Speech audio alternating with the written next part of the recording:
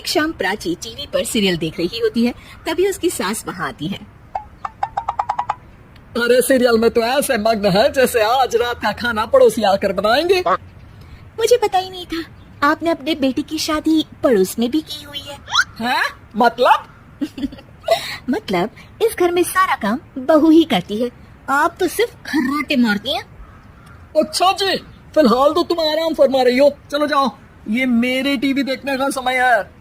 हाँ, इसीलिए मुझे भगाया जा रहा है। सॉरी, अब तो बिल्कुल नहीं जाऊंगी। प्राची की इस बात पर दोनों सास बहू के बीच टीवी रिमोट के पीछे बच्चों जैसे छीना झपटी शुरू हो जाती है, जिसके बीच श्लोक भी काम से घर वापस आ जाता है। आज मेरी चूहे बिल्ली की जोड़ी किस बात पर झगड़ रही है? अरे तेरे बीवी मुझे टीवी ही नहीं देखने दे रही। अरे तुम्हारी मम्मी मुझे खाना बनाने के लिए फोर्स कर रही है।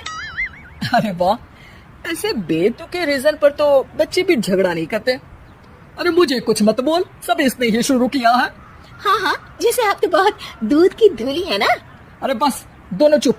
प्राची जाओ, खाने की तैयारी करो। और माँ तुम छोड़ो, तुम्हें क्या बोलूं, शांति से अपना सीरियल देखो, मुझे दोबारा लड़ने की आवाज सुनाई नहीं देनी चाहिए।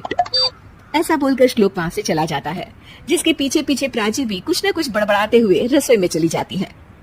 हाँ हाँ, सासू जी को तो कुछ बोलेंगे ही नहीं, बस मुझ पर ही हुक्म चलता है, खाना बनाओ, जैसे मैं इनके घर में खाना बनाने के लिए आई हूँ।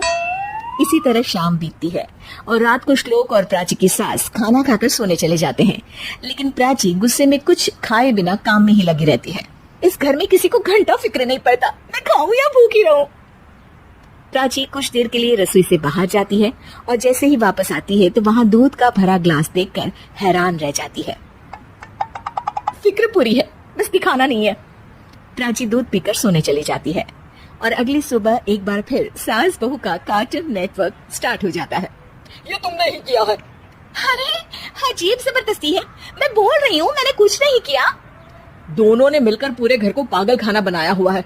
यहाँ कोई नॉर्मल इंसान तो रह ही नहीं सकता, इसीलिए अब पड़ोसी क्या रिश्तेदार भी घर आने से कतराते हैं।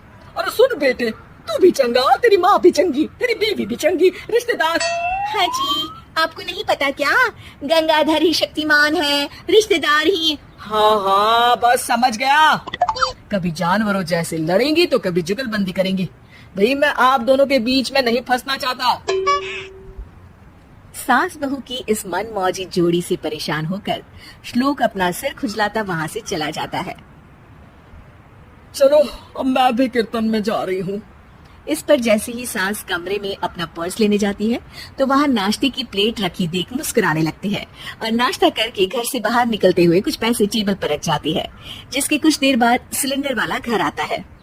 ओ मोरी मैया, मैं सिलेंडर के बारे में तो बिल्कुल भूल ही गई थी। घर खर्च के सारे पैसे भी मम्मी के पास है और श्लोक से बोला तो उल्टा 4 बात सुनाएंगे।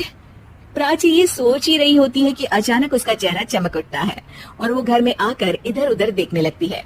तभी उसकी नजर टेबल पर रखे पैसों पर पड़ती है, जिन्हें वो सिलेंडर वाले को दे देती है। ये सब श्लोक देख लेता है। अच्छा बेटे, इतना बड़ा घोटाला, सबके सामने मैं तेरी दुश्मन और पीठ पीछे तेरी मेरी यारी।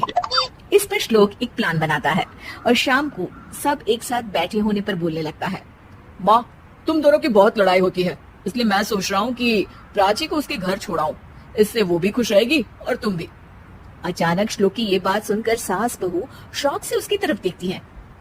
अरे ऐसे कैसे घर छोड़ाओगे, मुझे कहीं नहीं जाना। अरे तुमने बोला नहीं पर मैंने सुन लिया, तुम्हें मम्मी के साथ रहना अच्छा नहीं लगता, मुझे पता है।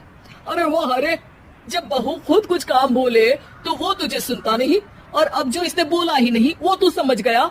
जब उसे नहीं जाना तो फिर जबरदस्ती क्यों कर रहा है? अच्छा, फिर आपको मौसी के घर छोड़ाता हूँ। बस अब आप दोनों एक घर में एक छत के नीचे नहीं रह सकती। मैं इस टॉम एंड जेरी की जोड़ी को और नहीं झेल सकता। है? ऐसे कैसे नहीं रह सकती? तुम्हें इतनी दिक्कत है तो तुम्हारा बोरिया बिस्तर पैक कर देती हूँ, लेकिन मम्मी जी कहीं नहीं जाएंगी। बिल्कुल यही सुनना था मुझे। अगर दोनों में इतना ही प्यार है फिर हर वक्त ये लड़ाई का नाटक क्यों करती हो? देखा मैंने कैसे माँ किचन में दूध रखती है और तुम उनके लिए कमरे में नाश्ता रखती हो, और कैसे वो पहले ही तुम्हारी दिक्कत समझकर घर में पैसे रखकर बाहर जाती है। अरे भाई, इतना ड्रामा तो डेली सोप में भी नहीं होता जितना तुम दोनों ने इस घर में फैलाया हुआ है। तू हमें टॉम एंड जेरी बोलता है ना, तो याद कर वो दोनों भी एक दूसरे को बाहर वालों की बुरी नजर से बचाने के लिए हमेशा सबके सामने लड़ते थे, लेकिन अकेले में दिक्कत के समय मदद भी तो करते थे। बस हमारा रिश्ता भी कुछ ऐसा ही है। और वैसे भी अगर सास बहू में तू मैं नहीं होती तो दुनिया वालों को कहानियां कैसे मिलेंगी?